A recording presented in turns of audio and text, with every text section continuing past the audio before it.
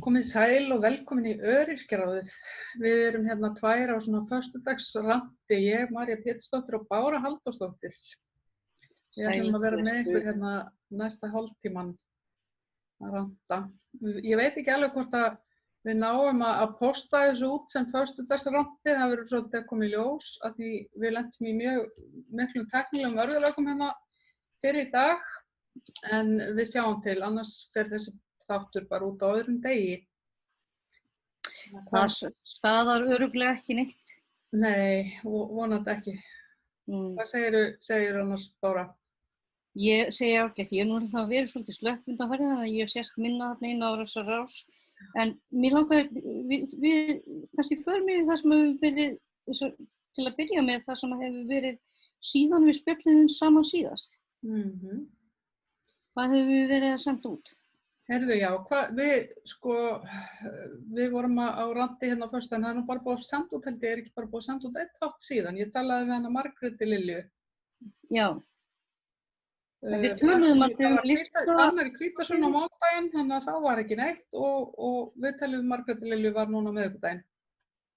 En töluðum við einhvern tímann um þetta listadótarí sem var verið að senda út líka? Nei, viðtalið þitt við hana, hérna... Við þær sem kom úr listasýningunni sem var fyrir áramót. Nei, ég var búin að bara taka viðtal við einhvern tíðan það. Já, ok, þá skulum við spjalla betur hana Maríu. Sem að þú varst að spjalla við. Anna, hún heitir Margrét. Margréti Lilja, menn. Nei, við skulum bara spjalla betur hana Margréti sem þú varst að spjalla við. Anna Margréti Lilja, hún var náttúrulega alveg frábær og sagði okkur alls konar hluti hvernig að vera í hjólastól og aðgengismálun upp í háskóla. Þannig að hérna, hún er í stúdentaráði núna og er örugglega að gera og er líka að vinna fyrir ÖBÍ í hérna aðgengismálum og með ungu fólki, ungliðahreyfingunni. Þannig að ég bind mikla vonir við hana. Mér fannst hún koma mjög sterkt fram í þessu viðtali og tengdi við sterklega við þessa hugmynd einmitt að hafa sína veikleika og þurfa samt vilja samt taka þátt í einhverju og vera þar innan og þurfa að finna leiðir til þess og jafnvel svona benda samfélaginu á að það ætti að vera leiðir til þess sem hún hefur verið að gera og hún er einmitt með einn af þessum sjúkdómum sem að ég tengi svo sterklega við það því að hann er í þessari tegund af sjúkdómum þar sem að fólk er alltaf misgreint í nokkur ár og svo loksins fatta þeir. Og þannig að ég tengdi svolítið sterklega við það þegar hún var að tala það sko. Já. Mér fannst líka rosalega athyglisvert að þegar hún er að tala það að hún var fyrst greind með svona einhverja taugaröskun og er send í endurhæfingu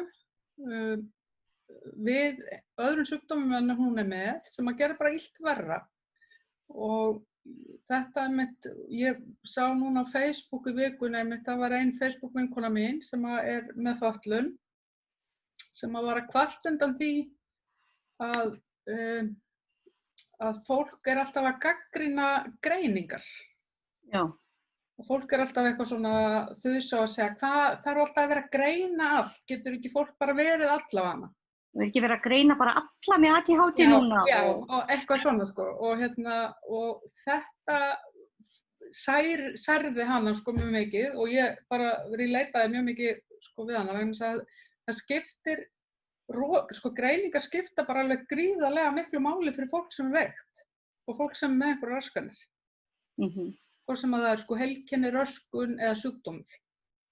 Það er það og þær eru það og málið er það nefnilega að það sem að ég man alltaf eftir þegar ég fekk mína greiningu á Behçets og ef þú googlar Behçets þá færðu ógeðslega myndir upp og ógeðslega myndbönd og whatever. En ég var svo bara yfir mig glöð og hamingjusöm að þeir vissu loksins hvað væri að mér og það var hægt að einbeita sér að því sem væri að mér og ég geti komist að því hvað var bara álagsafleiðingar og eitthvað sem fylgdi því og svo framvegis þótt að það væri hluti af greiningunni mín að ég yrði mögulega, þú veist, blind og í hjólastól og alast upp, verða minni lífslíkur og alls konar veikindapakkar og whatever, að þá greiningin líka bara til að ferðast innan heilbrigðiskerfisins svo mikilvæg. Ég geti labbað inn og sagt ég með þessa greiningu í staðan fyrir að vera með, ég með 7000 einkenni, ég veit ekki hvert af þeim aðaleinkenni. Og þá líka sem konur, af því að konur oft fá svona, er ekki bara svona svolítið svona stress og eitthvað eitthvað. Já. Verri heilbrigðisþjónustu mögulega. Já, þó við förum oftar til læknis heldur en kallar, virðist vera. Já. Þá hlusta þeir síður og kannski það bara þess af því að það síður hlustað á okkur, hver veit? Ég veit ekki, ég allavega samkvæmt því sem ég hef verið að lesa þá er náttúrulega heil kynslóð af kennslubókum sem búið að leggja af núna á síðustu 10 til 15 árum. Sem voru óhugnalega furðulegar. Ég held að séu 15 ár síðan var bók ennþá sem var að kenna upp í læknisfræði í háskólanum. Veit nú ekki hvort það var lagt áhersla á þessa setningu, en það var sagt ef kona kemur til þín, athugaðu þá hvort hún sé nú ekki eitthvað svona andlega óstöðug, nema ef hún svört kona, kíktu þá fyrst á kynnsjúkdóm. Jesús góður, já. Þetta kemur nú inn á það sem við ætluðum að ræða kannski svolítið í þessum þætti, þegar maður í margföldum minnihlutahóp eða margföldum jaðarhóp eða intersektionalisma. Þannig að Já, ég meina, ég með ADHD og Behçets og fibromyalgíu og ég hinsegin og svo ég kona og það svona, þetta allt saman einhvers staðar til og öryrki, það líka einhvers staðar þarna í vísu. Og það yfir höfuð svolítið svona stefna búin að vera að myndast í allavega hluta af aktivisma í heiminum að styðja aðra hópa með styrk sínum. Og líka að átta sig á því að hver hópur hefur einstaklega innan með sér. Þetta sem gerist náttúrulega fyrst þegar bylgjan kemur white feminism. Þeir átta sig á því að það var bara alveg búið að gleymast að svartar konur og innflytjendakonur og múslimakonur og svo framvegis voru að díla við fleiri og öðruvísi vandamál. Akkúrat. Og núna erum við náttúrulega í miðjunni á einu svona Black Lives Matter og þar ég nú svona svolítið Twitter-kona og til svona hluti sem Disability Twitter, eins og stundum svona undirtitlar og þar voru einmitt mikil umræða þetta að konur sem fatlaðir einstaklingar sem eru svartir og þeir voru að finna sér plattforma til þess að vera að gagni þótt ég get ekki mætt út á götu til að mótmæla. Sem eitthvað sem mjög oft erfitt fyrir, ég kemst ekki í helmingina mótmælunum sem ég langar til að komast í.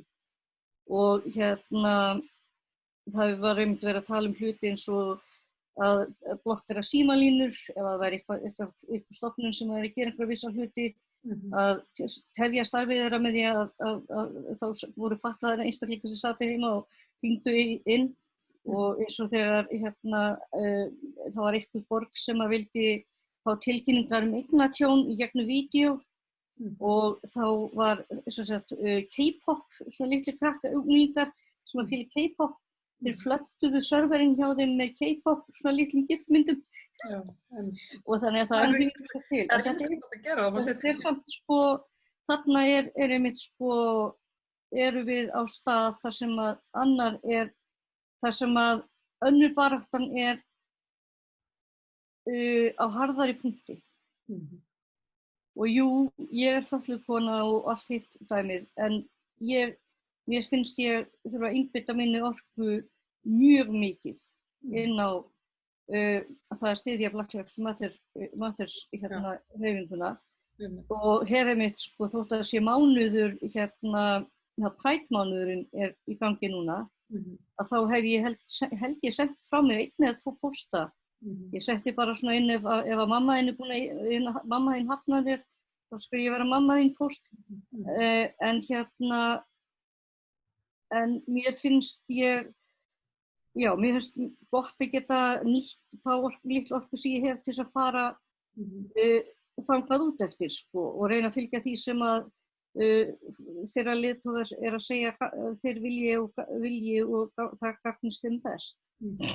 En ég held að það er svo margt sem kemur inn í til dæmis eins og ef maður maður bara, ég meina við sem erum með einhverjum svona sjúkdóm og þurfum ofta að leita til heilbrigðiskerfisins að það skiptir máli, þú veist, menntun getur skipt máli, þekking bara á hlutum líka, húðliturinn skiptir máli, þú veist, það skiptir einhvern veginn hvert einasta svona litla atriði sem að gerir mann að mannesku, skilurðu. Þú veist, við erum með alls konar einhverju sjálfsmyndir, ég meina reynsla skiptir máli, þú veist, ertu búin að eignast börn eða skilurðu, allt þetta tekkar allt í einhver box. Þannig að ég held að við erum alltaf einhvern veginn betur í stakk búin til þess að fá gott viðmót og góða þjónustu ef við tekkum í einhver ákveðin box. Já, algjörlega, og það er einmitt sko, talaru íslensku almennilega, þú hefur þekkingu á læknisfræði, tökum, þú veist, ertu frænt einhvers? Já. Klæður þig eins og svona kona sem er í fagvinnu eða ertu hiphopara típan? Já, einmitt. Og einmitt, já, húðlitur og tungumálakunnáttu og allt þetta líka. Við Íslendingar erum mestu felu rasistar sem ég þekki. Okkur finnst við vera rosalega opin og frábær. En sko, maður sér það bara svo strax í öllum umræðum innflytjendur og svoleiðis að hvað þetta er, þú veist, grunnt á þessu. Og við höfum sögulega náttúrulega líka ekki staðið okkur vel. Við sendum gyðinga tilbaka í nasismanum og báðum Bandaríkjamenn sérstaklega að senda okkur ekki svertingja þegar þeir komið herliðið hingað. Við höfum bara ekkert staðið okkur sérstaklega. Við erum alls konar svona svarta bletti á okkar sögur. Já. Ég bara, það rifjaðist allt í einu upp fyrir mér bara þegar þú varst að þylja þetta upp hérna áðan að ég og eina mjög góða vinkonu sem er sko brún og hún er frá Filippseyjum og hún talar mjög góða íslensku og búin að búa hérna lengi og talar mjög góða íslensku og hún sem sagt var að lenti í því, ég held ég mig alveg segja þetta, ég segi ekki nafnið hennar eða neitt svoleiðis, en hún var að lenti í því að fara til læknis og af því hún var að kljást við ákveðin veikindi og læknirinn nennti aldrei að hlusta á hana af því að hún fara að tala aðeins hægar heldur en aðrir. Þannig að þó hún sé mjög góð í íslensku þá þarf hún að tala hægar og hún er kannski aðeins lengur að koma orðunum út úr sér og hann hafði aldrei þolinmæði í að hlusta á hana. Já. Þannig að hann var alltaf bara einhvern veginn bara svona tók yfir samtalið, hlustaði ekki á hana og bara afskrifaði hana og rak hana út beinlínis. Þannig að það endaði með því að hún þurfti bara sko að skipta lækni og reyna að finna lækni sem að mögulega einhver vissi að væri læknir sem hlustaði. Já, ég meina þetta er svona alveg eins og maður er að finna sko rétta gigtalæknin og rétta þennalæknin og svo framvegis, þetta er allt saman annars sko. Og svo er þetta, ég þekki það líka, maður þarf líka og fólk með að tala við bara aðra með minn sjúkdóm til dæmis að það er svona einn læknir hendar einum og annar ekki, en þetta var snerist ekki það, þetta snerist bara tungumála. Það að hún væri ekki flúent í íslensku og þetta finnst mér náttúrulega bara eitthvað sem að læknastéttin á bara algjörlega að taka fyrir og horfa í sinn sko barn. Við bara sem heil þjóð, það var, sástu greinin af Kjarnanum hérna, sem sagt það sem sagt, hann er prófessor, hann er prófessor, býttu nú við, man ekki hvað hann heitir, skrifaði grein núna bara fyrir helgi, þar sem að hann var að tala hvað væri erfitt fyrir útlendinga stundum að læra íslensku, af því að við skiptum alltaf yfir í ensku, við byrjum ofta á ensku, ef fólk talar ekki fullkomna íslensku þá nennum við ekki til. Hann heitir, Eiríkur Rögnvaldsson, prófessor emeritus í íslenskri málfræði. Og hann er að senda þetta út á Kjarnan. Ég mæli mitt með því bara að lesa þessa greinar, þess að þær eru akkurat svolítið líka þetta. Að við, sem sagt, við flokkum mikið út frá svona. Og ég veit, hvað getur ekki fengið einhvern í þetta starf sem talar almennilega íslensku? Ég hef ekki fullt af unglingum sem tala verri íslensku heldur margir af þeim sem eru búin að læra íslensku og eru að tala hana kannski, það virðist vera sérstakt óþol fyrir kannski smá svona hreim og beygingarvillum og einhverju svona. Þetta var nú talandi þetta, því dóttir mín til dæmis, hún 14 ára, ég lenti bara rosa rökræðan við hann daginn því hún vildi skila skólaverkefni í samfélagsfræði ritgerð á ensku. Og þú veist, hún fekk 99 á samlótuprófinu með ensku, sem hæsta einhvern sem hægt að fá, hún alveg bara eins og innfæddur Bandaríkjamaður og mér fannst þetta bara algjörlega of langt gengið að skila skólaverkefni á ensku. Og hún gerði það samt og hún fekk A. Og ég bara, hún hlýtur að hafa mátt gera þetta. Kannski var hún dregin fyrir hennan plús eða eitthvað fyrir að skila svo ensku, ég veit það ekki. En svo sá ég hérna heimildamyndina einhverfar konur á RÚV, þarna, skömmu seinna. Æðislega, sko. Og sem var náttúrulega bara frábær mynd, eða þáttur, þetta náttúrulega bara mynd, sko. Og þar kemur fram einmitt að þegar við tölum ensku, að þá erum við að nota aðra heilastöð. Og þess vegna svo mikið, til dæmis einhverjum krökkum, úlingum sem að vilja tala á ensku. Það er bara svona, það líkur þægilega fyrir þeim. Það faraðu einhvern veginn, það verður bara auðveldara fyrir það að tjá sig, þau eru einhvern veginn bara dálítið í einhverjum öðrum karakter. Já, er þetta ekki bara eins og það, þegar fólk sem stamar getur allt í einu sungið? Já. Það er bara einhver svona auðveldari tjáning. Já, þannig að ég einhvern veginn núna alltaf þegar, þú veist, dóttir mín og hennar vinir, þau eru bara eitthvað talandi saman á ensku og eitthvað svona. Þá hugsaði með mér, ég meina, svo lengi sem að maður, hún svo sem alveg fín í íslensku líka, sko. Já.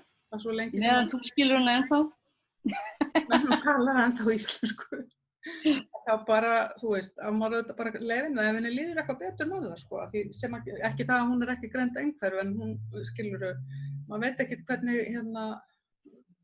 þú veist, hvað veldur. Ég held líka rosalega mikið unglingum fara í gegnum svona tímabil þar sem þeir fara inn í enskuna og koma svo út úr henni eftir. Já, ég held að... Ég annarlega eftir því að í vissu svona sósíal svæði sem unglingur þá gerði við þetta, sko. En við erum náttúrulega, sko, Íslendingar líka náttúrulega með svo stutta reynslu af erlendu og kannski svona öðruvísi útlítandi fólki hérna. Ég man eftir þessum unglingur, ég held ég að verið 13 ára, labba niður Laugaveginn og það labbaði á móti mér voru 4 stelpur saman og ein þeirra svört og hún, einmitt þær eru að tala saman, þær eru allar að tala bara saman á íslensku og ég man eftir, ég var bara, þú veist, ég hafði aldrei séð þetta áður og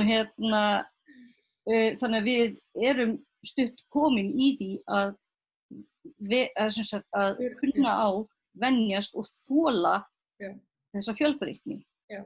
Við erum ekki orðin svona alþjóða samfélag í rauninni. Nei, við tókum líka þessu hópur sem komu fyrst inn, eins og ég man nú ekki hvaða röðar komu, en það var Taílendingar og Filippseyingar og Víetnamar og síðan náttúrulega sem komu inn sem fjölskyldur.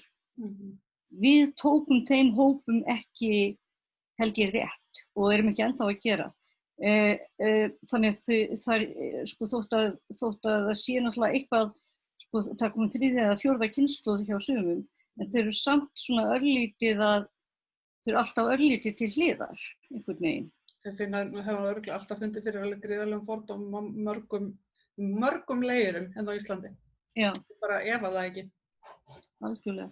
Ég meina, ég upplýði það þegar ég var svo, ég var alltaf að vinna yfirvinnu og ég var að vinna á bókasafninu á Landspítalanum og konan sem var að þrífa, hún var yfir þrifadeildinni, hún var, ég man nú ekki hvort hún var frá Filippseyjum eða Tælandi og við vorum að tala um þetta og hún var mér svo þakklátt fyrir það að halda áfram að tala við sig á íslensku, bara leiðrétta eða bæta inn orðinu og halda sína áfram á íslensku, að hún sagði, það nennir þessu aldrei neitt og ég fæ ekki að vera, veist, ég næ ekki að æfa mig. Já. Og það var þá sem ég ákvað það og hef svona næstu í alltaf að standa við það, að kynna mig, að byrja alltaf, gera alltaf ráð fyrir að manneskjan tala íslensku, ef hún skilur mig ekki, að skipta þá. Það gengur ekki alltaf, ég meina auðvitað klúðra maður í stundum. Og ég held að aðalmálið í þessu sé einmitt að vita það að maður er alveg upp í samfélagi sem skapar. Ég er að lesa núna bók sem talar um það sko að white supremacy er ekki í raun og veru white supremacy gaurarnir, heldur vestrænt samfélagið. Það er byggt upp með white supremacy sem grundvöll. Hvít fegurð, hvítar reglur, þú veist, það dótari. Þannig að þessi bók fjallar svolítið það hvernig maður getur svona að fara að sjá þetta betur og hvernig þetta vinna úr þessu. Og við erum náttúrulega alveg, þú veist, það glampar á okkur til Afríku ef það kemur sól við erum svo hvít, sko. Og eina leiðin til þess að díla við svona hluti er að vera stöðugt meðvitaður það og kannski svona afspóla það sjálfur, eins og maður getur. Já, akkurat. Ég held að, en það er rosalega svona, þú veist, það er svo stutt í svona alls konar einhverja fordóma hjá manni. Ég man eftir því, til dæmis að það er líka alls konar sjúkdómar sem að einmitt, sko, til dæmis eins og ég fór fyrir einhverjum árum síðan til Bandaríkjanna í tvígang á svona alþjóðaráðstefnu Tourette, fyrir Tourette-samtökin. Já. Þar er fólk sko sem er mjög slæmt á Tourette, það er svona geltandi og gólandi og segjandi jafnvel ljót orð og eitthvað svona. Og þetta var dálítið skemmtilegt að koma, þetta var haldið á svona rosa fínu einhverju Ritz-hóteli eða eitthvað og þarna voru allir bara eitthvað geltandi og gólandi og segjandi eitthvað fokkjú eða eitthvað. Og þetta triggerar ef einn er að gera kæki. Já, þetta er svona eins og einhver geispar og þá byrja allir geispar þeim. Já, þetta triggerar rosalega hina túrettana, sko,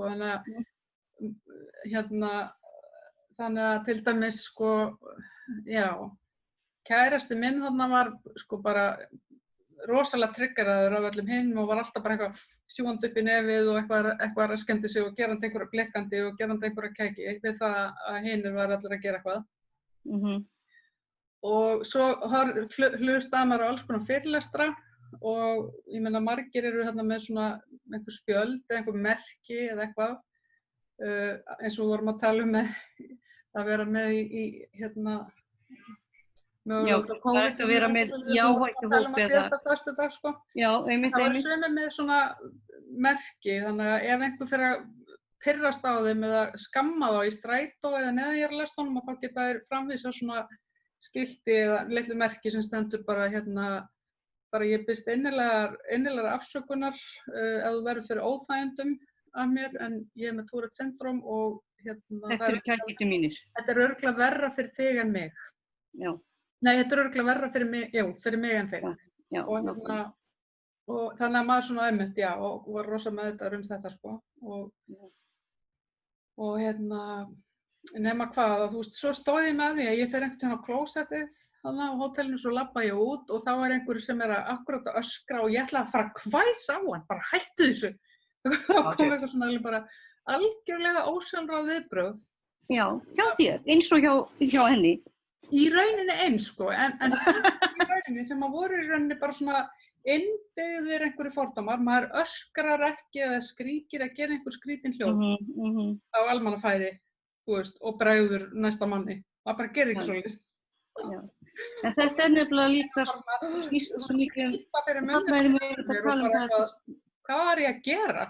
Já, en þetta snýst einmitt svo mikið þetta einmitt með visibility pælinguna.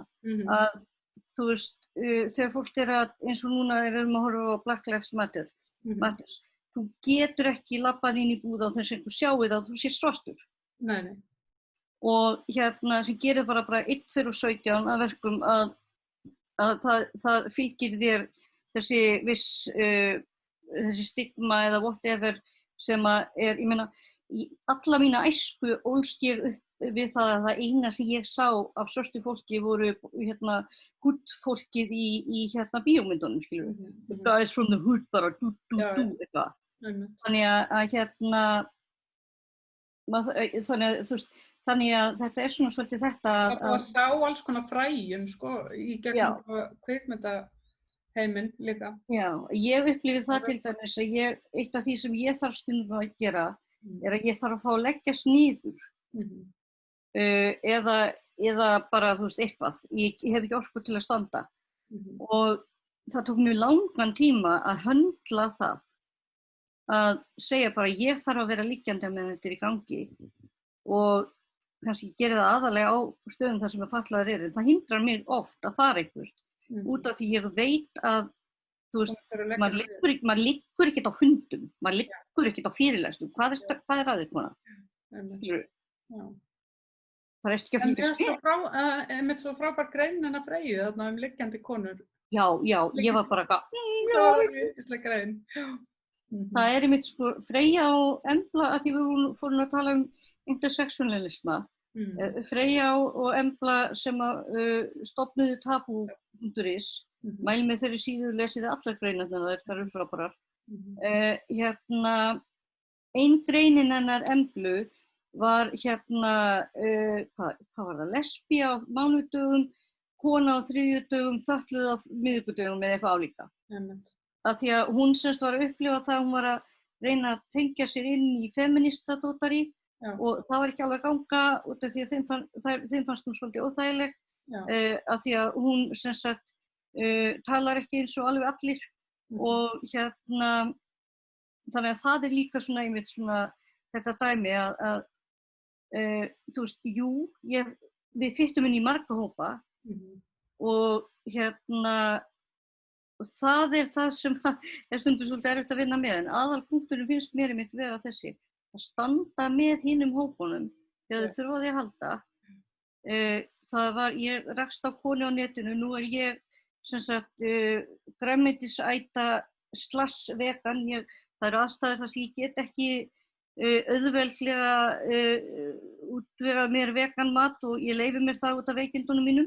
En ég rakst á konu á netinu núna daginn sem ákvað að halda einhvern fyrirlestur þið hafið svona rosalega miklar áhyggjur af, eða þú veist, þið eru með alla þessa samúð gagnvart svarta fólkinu, hvað með dýrin?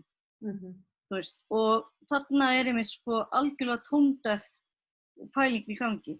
Þetta er þeirra stund til að berjast. Við getum barist allan afganginn á árinu fyrir velferð dýra. Það er alveg hægt.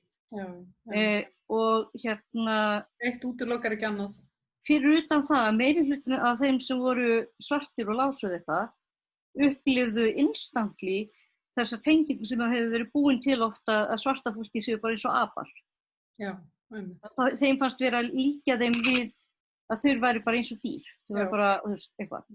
Sem er náttúrulega ekki það sem hún myndi, hún var að tala speciesisma sem inniheldur það að dýr og menn séu dýr, þannig við séum öll eins. En þetta er einmitt sko, kannski líka að kunna halda kjafti þótt að mann langi ógeðslega mikið að fjalla eitthvað. Og endur tvíta frekar því sem að virka fólkið er með í gangi. Einmitt. Akkurat. Ég held að sé eitthvað svona svolítið svoleiðis. Mér finnst það allavega, ég náttúrulega á mjög erfitt með að halda kjafti sem einstaklingur bara yfir höfuð, þekkt fyrir það. Og þannig ég þarf alltaf að tjekka mig þegar ég er að posta. Og næði þegar ég er að posta, ég næði ekki alltaf í samtölum. En ég er svona að reyna að tjekka mig að þegar ég er að posta ekki þar sem að ég á ekki að vera að pósta, þar sem ég ætti að vera að endurpósta það sem einhver annar segir. Já. Þótt að ég hafi eitthvað white privilege til að deila einhverju, að þá að deila því annarkvort sem kvótettum úr því sem þau eru að segja eða endurdeila þeirra hlut. Og það bara ekki ágætt stundum. En allavega, ég held að það sé bara góð tími núna fyrir alla til þess að líta í eigin barma þess og skoða fordómana sína á gagnvart öllum. Þú ætlar að halda áfram að fjalla þetta þegar ekki í næstu viku. Ég ætla að gera það og ég vona að við ætlum að reyna að taka viðtal upp helgina og svo sjáum við bara til hvort að við setjum það þá á mánudaginn eða miðvikudaginn. Ég myndi vilja koma inn sem fyrsta því að þetta er bara svo þarrint mál. Ég ætla að tala við hönnuðsdökka íslenska konu sem fötluð þetta og bara já, ég er svolítið spennt að sjá hvað kemur út úr því. Og ef einhver eru að horfa á þetta sem er hönnuðsdökkur öryrki eða innflytjandi eða í þessum flokkum sem hefði áhuga því að taka þátt í þessu viðtali eða að koma fram, þá megið þið endilega hafa samband við okkur. Þannig að okkur langar til að okkur langar til að fjalla þeirra málefni þegar þetta er að gerast. Akkúrat, herðu. Látum þetta vera loka orði núna. Við erum held ég búnar með hálftíman okkar. Já. Hann líður mjög hratt. Já. Ég meina, það er bara gott, það þýðir það að við höfum eitthvað að tala en erum ekki bara starrandi út í loftið. Akkúrat. En við allavega, já, þetta var bara frábær áminning og endilega hafið samband og eins bara ef að þið viljið koma einhverju öðru á framfæri eða viljið að við fjöllum einhverju ákveðin mál, endilega hafið samband á síðan okkar Öryrkjaráðið á Facebook og svo sjáumst við bara næst og þakkum fyrir í dag. Takk fyrir í dag.